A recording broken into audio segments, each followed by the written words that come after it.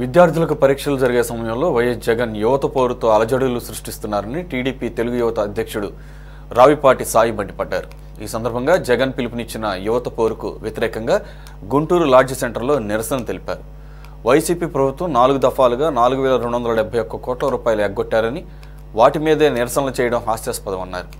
బకాయిలు చెల్లించకపోవడంతో కళాశాల యాజమాన్యాలు హాల్ టికెట్స్ ఇవ్వకుండా విద్యార్థులను ఇబ్బందులకు గురి చేసినట్లు ఆవేదన వ్యక్తం చేశారు. ఈ రాష్ట్రానికి ప్రతిపక్ష నాయకుడిగా బాధ్యతాయుతమైన పాత్ర పోషించాల్సిన మాజీ ముఖ్యమంత్రి జగన్మోహన్ రెడ్డి గారు గత 8 నెలలుగా చూసుకుంటే రాజకీయంగా లబ్ధి పొందడానికి ఎటువంటి నీచ కుతంత్రాలు పన్నుదామని చూస్తూ ఉన్నాడు. అందులో భాగంగానే ఇవాళ చూసుకుంటా ఉంటే యువత పోరు అంట. యువత పోరు దేనికి జగన్మోహన్ రెడ్డి గారిని అడుగుతా ఉన్నా, యువత పోరు దేనికి చేస్తారు? గత నెలలో చూస్తే ఫీజు పోరు అన్నాడు, అది అడ్డాంతరంగా ఆగిపోయింది. దాన్ని యువత పోరుగా మార్చాడు. అసలు మీరు ఎందుకు ఏ విషయంలో ఆందోళన చేద్దాం అనుకుంటున్నారు? ఒక క్లారిటీ అనేది మీకే లేదు.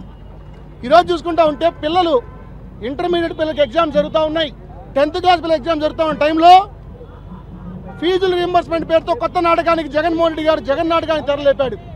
అందులో భాగంగా చూసుకుంటే కూటమి ప్రభుత్వం అధికారంలోకి వచ్చిన తర్వాత యువనేత విద్యాశాఖ మంత్రిగా నారా లోకేష్ గారు బాధ్యతలు చేపట్టిన తర్వాత జగన్మోహన్ రెడ్డి గారు గతంలో 4 దఫాలుగా ఎగ్గొట్టిన 4,271 కోట్లు. చూడండి ఇక్కడ నాడు నేడు ట్యూషన్ ఫీ, విద్యా దీవెన పేరుతో 2,832 కోట్లు, అలాగే హాస్టల్ ఫీజు వసతి దీవెన పేరుతో 989 కోట్లు, అలాగే పీజీ రీయింబర్స్మెంట్ 450 కోట్లు, టోటల్గా 4,277 కోట్లు ఈ రాష్ట్రంలో విద్యార్థులకి ఎగనామం పెట్టేసి ఇప్పుడు మళ్ళీ కొత్తగా నువ్వు పెట్టిన బకాయిలే నువ్వే ధర్నా చేస్తున్నావంటే ఇంతకంటే నీచమైన సిగ్గుమాలిన చర్య ఇంకోటి ఉంటుందా జగన్మోహన్ రెడ్డి గారు అని అడుగుతా ఉన్నా.